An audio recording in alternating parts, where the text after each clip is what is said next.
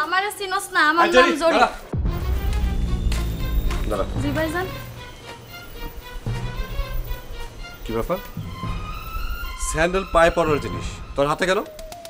ভাইজান রাস্তা দিয়ে হাঁটছিলাম, ফট করে ছিঁড়া গেছে। হাঁটতে গিয়ে ছিঁড়ছে নাকি অন্য কিছু? না না ভাইজান, অন্য আবার কি হইব? আমার সাথে মিথ্যা বলিস না, আমি কিন্তু সব দেখছি।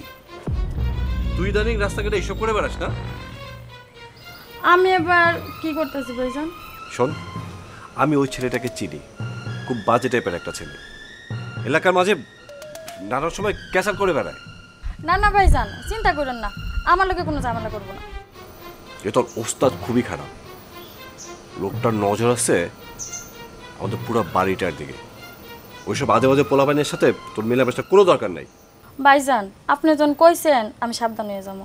তো ভাইজান চাচা যান আর চাচি জানতে কিন্তু কিছু কয়েন না, হ্যাঁ যদি জানতে পারে বুঝেনি তো। সেটা আমি বলবো না, এটা নিয়ে তোর চিন্তা নাই, কিন্তু তুই ছেলেটারে জুতা দিয়ে পিটালি কেন?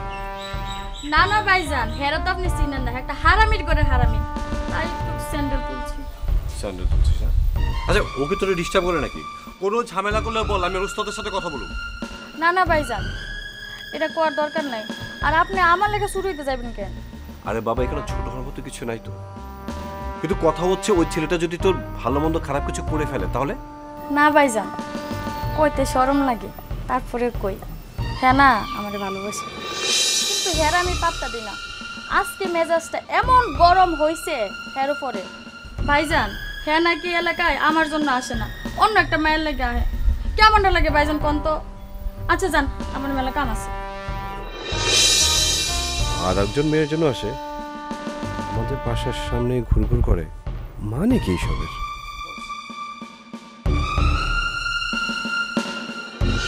শিবু, তোমাদের ওই লোক তো কল করেছিল। কার কথা বলছেন ম্যাডাম? ওই যে তোমাদের ইলিয়াস চৌধুরী। উনি নিজে ফোন করেছিল? সে কি আমেরিকার প্রেসিডেন্ট নাকি যে অন্য কাউকে দিয়ে ফোন করাতে হবে? সরি ম্যাডাম, আসলে আমি সেটা বলিনি। তাহলে? আসলে আমি যতটুকু জানি ওনার হাত অনেক উপরে, আর আমাদের মতো লোককে উনি বিশেষ পাত্তা দিবে বলে মনে হয় না। নিজেকে তো তুমি মানুষ মনে করো তাই না? কুকুর বিড়াল তো না। তুমিও যেরকম একজন মানুষ, ইলিয়াস সাহেবও সেরকম। পার্থক্য শুধু আমরা আইন রক্ষাকারী আর ইলিয়াস সাহেব আইন ভঙ্গকারী। জি ম্যাডাম, তা সত্যি।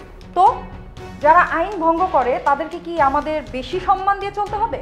সম্মান তো ম্যাডাম আজকাল টাকার বদলেতেই হয়, যার যত টাকা সে তত সম্মানিত।